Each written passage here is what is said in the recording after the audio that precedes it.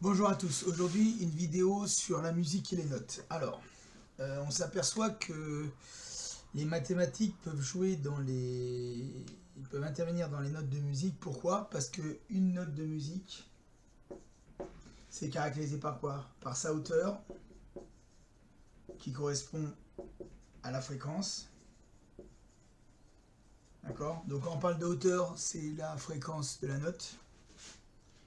De son timbre. Alors son timbre, grossièrement, c'est la forme de la courbe. Et la forme de la courbe, elle est donnée quoi? Par les harmoniques. Donc ça correspond aux harmoniques. D'accord? Leur présence, ou leur absence, ou leur taille. Donc sa hauteur, son timbre, c'est ce qui va caractériser la note. Donc bien sûr, quand je dis en général, donc ça, le timbre c'est les harmoniques et la fréquence de la note c'est la fondamentale. D'accord?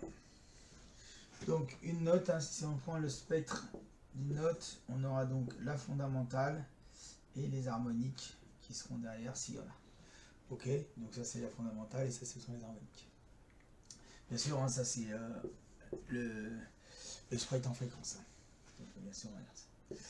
Alors, lorsqu'on veut faire jouer des notes entre elles, il faut qu'elles sonnent bien à l'oreille, d'accord?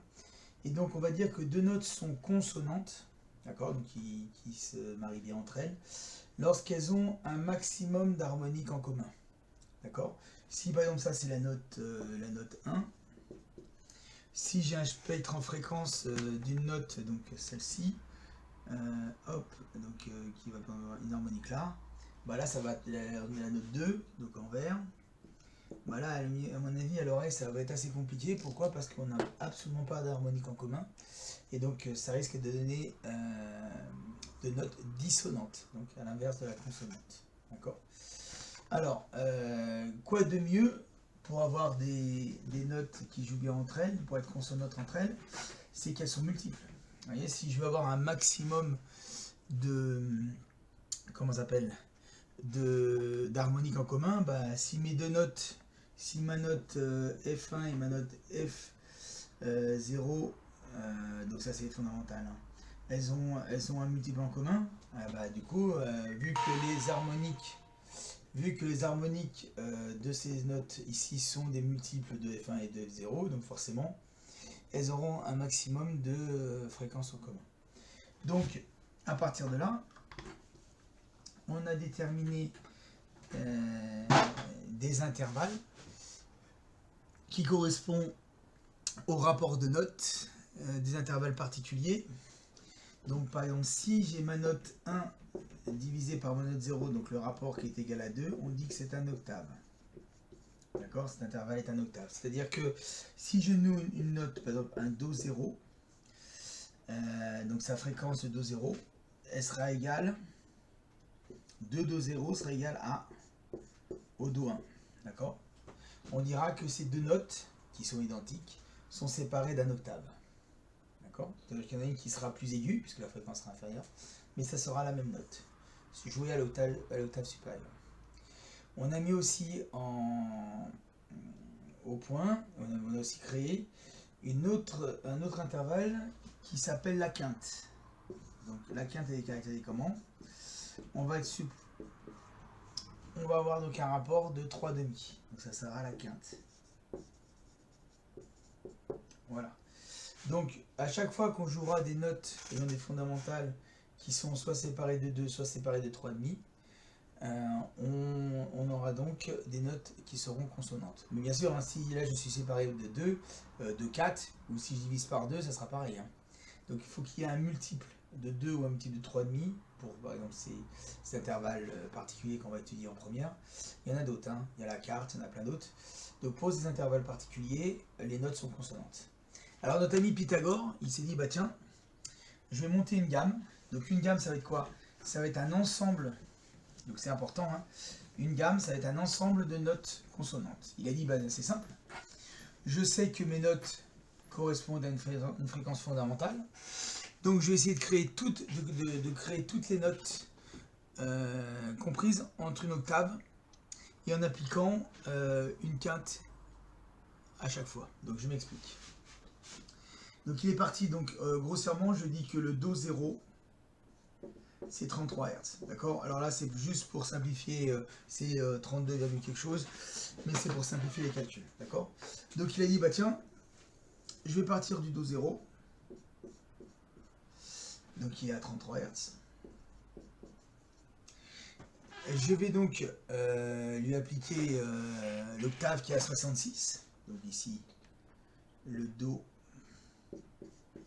1 qui est donc à 66 Hz. Donc ça veut dire que si je fais 66 divisé par 33, c'est égal à 2. Donc ça veut donc dire que mon Do 0 et mon Do 1 sont séparés d'un octave. D'accord? Alors, il va essayer de mettre toutes les notes consonantes qui sont entre ces deux intervalles de fréquence. Il a dit, bah c'est simple.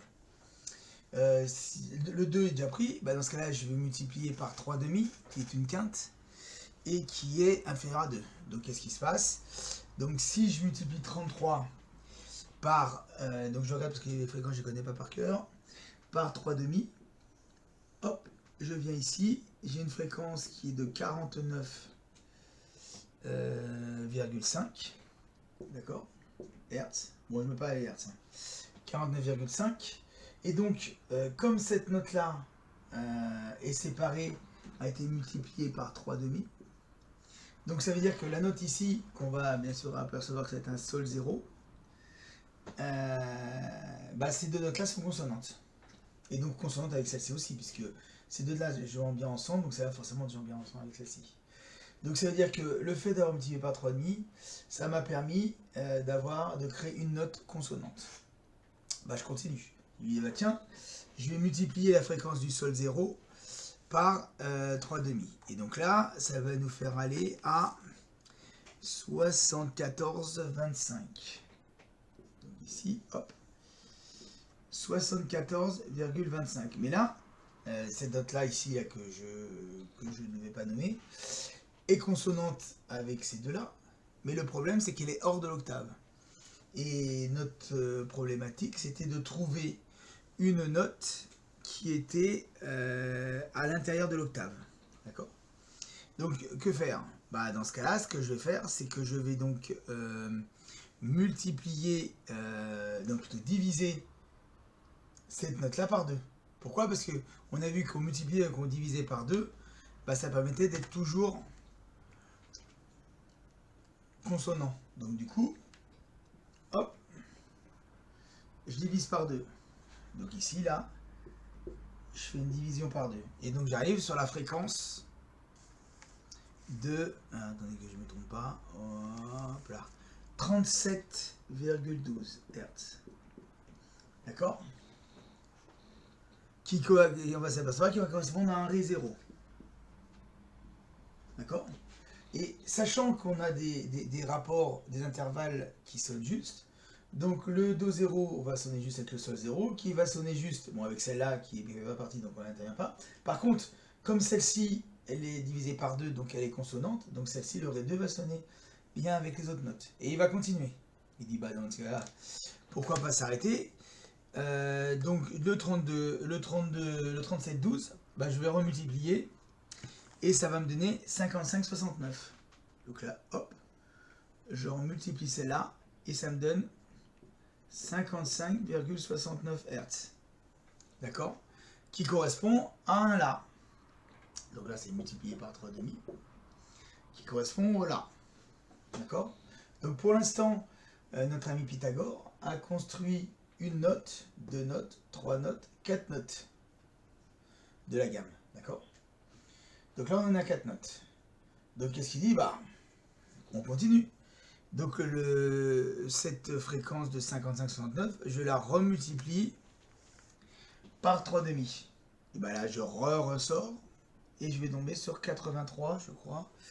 83,53 Hz. Ben, comme tout à l'heure, je suis à l'extérieur. Donc qu'est-ce que je fais?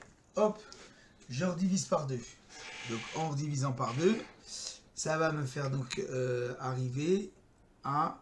attendez que je dise pas de bêtises. Ça va donc me faire arriver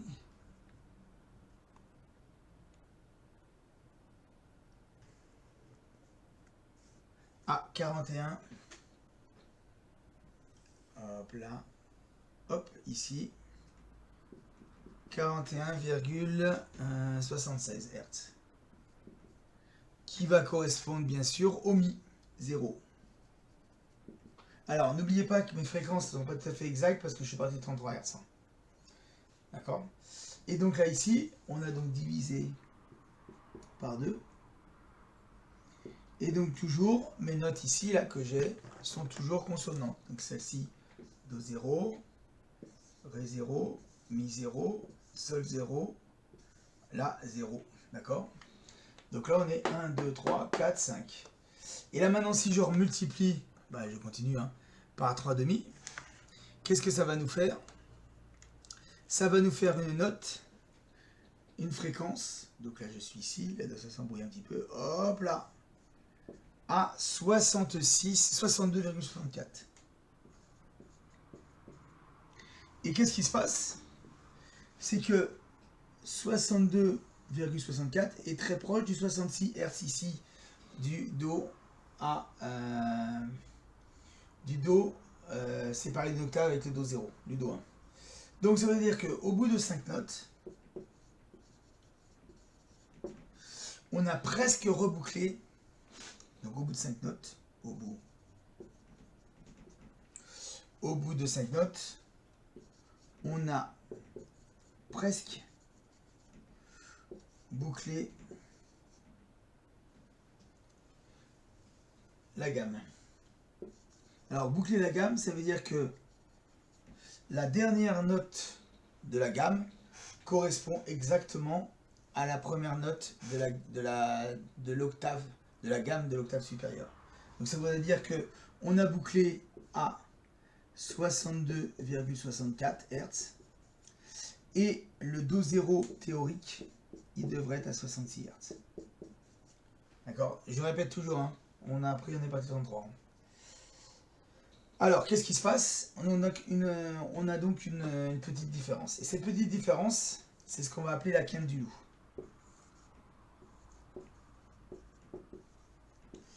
Alors, cette quinte du loup, pourquoi on l'appelle la quinte du loup? Parce que lorsqu'on l'entend, donc on l'avait entendu sur un petit reportage, ça fait une espèce de ouh quand on joue les deux notes. Donc on sent quand même la différence, même sans avoir une oreille avertie, on sent la différence entre les 4 Hz qui nous séparent.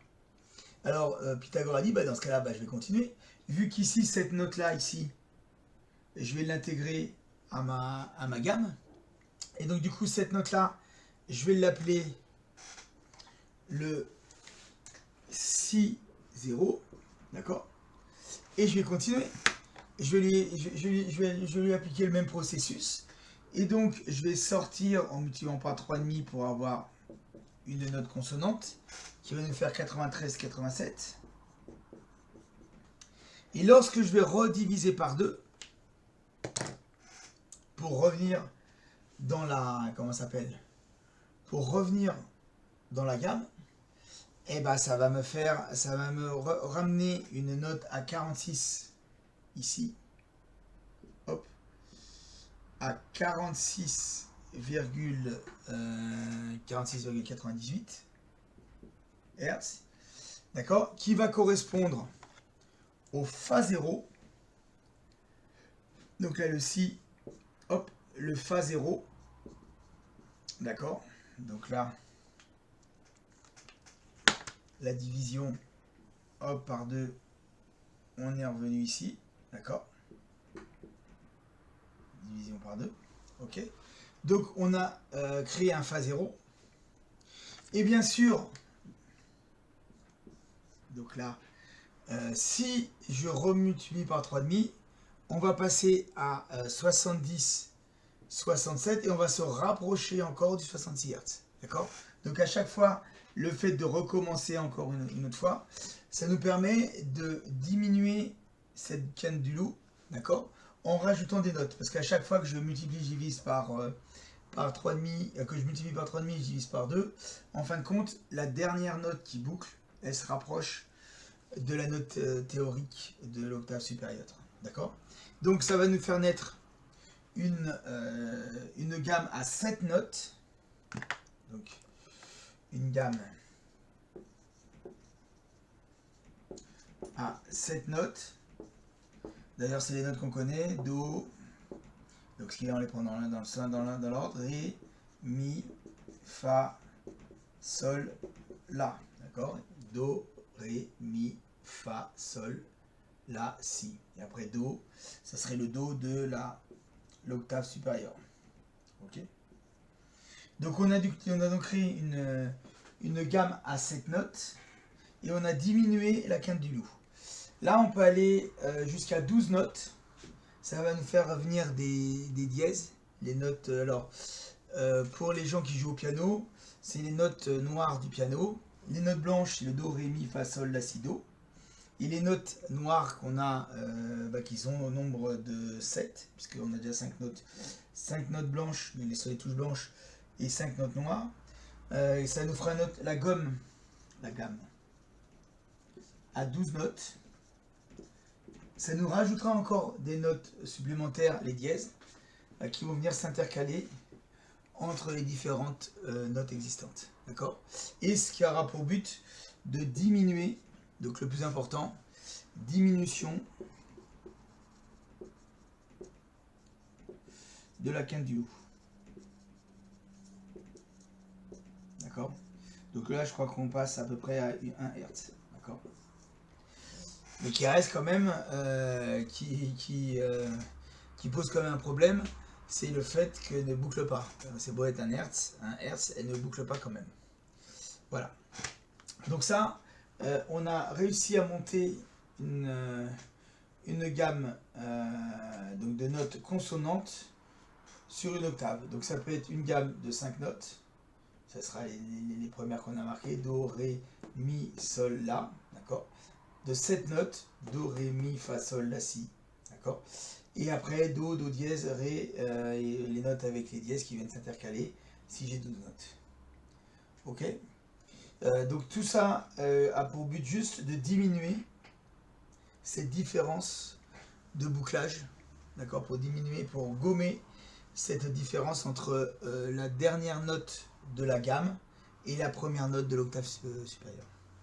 Alors, on a démontré, donc ça c'est pour expliquer les gammes, donc on a démontré qu'il était impossible, donc c'est une équivalence mathématique, il est donc impossible, malheureusement pour la gamme de Pythagore, donc vous pouvez marquer en rouge, impossible,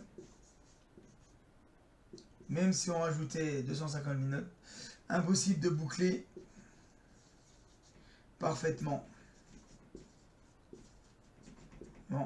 la gamme de Pythagore sur l'octave sur la note de l'octave supérieure. D'accord? Il est impossible. Alors, je ne vous fais pas la démonstration là, mais c'est impossible car les quintes, très grossièrement, sans venir dans le détail, lorsqu'on monte la gamme de Pythagore, elle s'appuie sur des rapports de nombres impairs. Donc, d'accord. Donc, ça veut dire que entre elles, les puissances les notes vont avoir un rapport de puissance d'un nombre impair. Ça ne peut absolument pas être égal, c'est impossible, à des notes qui, elles, parce que les octaves sont séparées par 2, notes paires. D'accord? Donc, comme on ne pourra jamais avoir, même c'est même différent, là, même j'aurais pu mettre n'importe quel chiffre ici, on ne pourra jamais boucler un nombre impair, une puissance impaire égale à une puissance paire. D'accord? Donc du coup, la gamme ne bouclera jamais, la dernière note de la gamme précédente ne bouclera jamais sur la première note de l'octave supérieure. Alors ça a une conséquence, c'est que toutes les notes de la gamme vont être consonantes entre elles. Par contre, la dernière note ne sera pas consonante avec la première note de la gamme supérieure. Et donc ne sera pas avec toutes les autres gammes. D'accord? Alors ça pose un problème, parce que quand on veut jouer avec des gammes différentes et des octaves différents, dans ce cas-là, les notes ne seront pas totalement consonantes. Par contre, elles seront parfaitement consonantes entre elles au sein d'une même gamme. Alors, si on peut énoncer la caractéristique et les avantages de la gamme de Pythagore, c'est que donc, la plupart des notes d'une même gamme sont consonantes. D'accord? Vu que celles-ci, elles sont séparées d'intervalles qui sont consonants entre elles. Consonants entre eux, je veux dire. Donc chaque note est consonante entre elles. Donc ça, c'est le gros plus de la gamme de Pythagore. À part bien sûr la dernière. Hein. Vous avez vu celle-ci là. Si je prends l'exemple du La, on ne sera pas totalement. Non, du Si, excusez-moi, du Si. À 62, vous voyez, on n'aura pas un rapport 1,5. Qu'est-ce que je voulais dire d'autre? La chose importante aussi, c'est que elle boucle pas. Ça c'est le problème. D'accord? Donc on n'a pas la dernière note qui va boucler avec la première note de l'octave supérieure. Donc ça c'est le premier inconvénient. Et la deuxième, on n'a pas des intervalles qui sont constants. Puisque une fois je multiplie par 3,5 et une fois ça revient à multiplier par 3/4 puisque j'ai redivisé par 2 derrière. D'accord? Donc intervalle entre les notes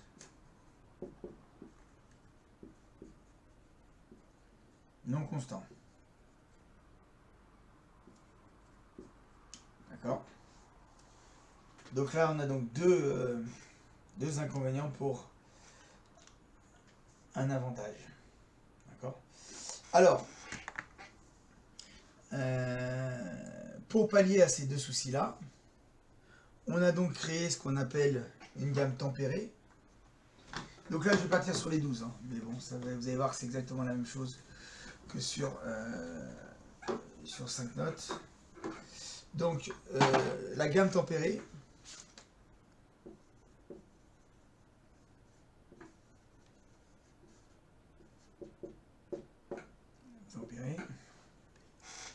on va faire tempérer. Mais qu'est-ce que je vais tempérer? On va faire le choix d'avoir des intervalles entre les notes identiques, d'avoir une gamme qui boucle. Mais par contre, on va avoir le revers de la médaille, c'est que les intervalles entre les notes ne seront pas parfaitement consonants, donc ne seront pas parfaitement égales à 1,5. Donc je m'explique. Si je prends ici le Do 0, le Do 1, qu'est-ce que j'ai dit? J'ai dit qu'on allait séparer de 12 cet intervalle, puisque je vais mettre 12 notes, donc ça va faire 1, 6, 7, 8, 9, 10, 11, 12. D'accord? Voilà, donc bien sûr, hein, ces intervalles, ils sont égaux. Donc du coup, ici, mon intervalle, donc s'ils sont tous égaux en termes de fréquence, ça veut dire que je serai séparé de 2 à la puissance 1/12. D'accord? Bien évidemment, vu que je le fais 12 fois, ça fera 2 à la puissance 1/12 à la puissance 12, donc ça fera 2. Donc on a bien, lorsque j'applique 12 fois cet intervalle, la séparation entre le Do 0 et le Do 1 de 12 intervalles. Qu'est-ce qu'on a d'autre? On a que 2 à la puissance 1/12, c'est à peu près égal à 1,498, qui est vraiment très très proche de 1,5. D'accord? Donc là, on a des notes qui sont pratiquement consonantes. D'accord? Si on continue derrière, elles seront toutes pratiquement consonantes. Donc ça veut dire que l'inconvénient, moi je vais mettre en vert, c'est que les notes sont pratiquement consonantes. D'accord? D'accord? Vous avez vu un 5 et 1,498, on ne peut pas dire que ça soit une grosse différence. Et par contre, l'avantage, c'est que la gamme est boucle. D'accord? C'est-à-dire que ma dernière note ici est bien séparée du même intervalle qu'on a ici. Donc là, elle est boucle et que les intervalles sont égaux. Les intervalles sont égaux. Tous. Ok? Donc grâce à ce type de gamme tempérée, on a donc annulé les inconvénients de la gamme de Pythagore. Donc on a fait le choix d'avoir une gamme qui était avec des notes qui étaient un peu moins consonantes entre elles, malgré que le rapport est relativement proche. Mais par contre, intervalle égal, et surtout une gamme qui boucle, pas de gamme. Voilà.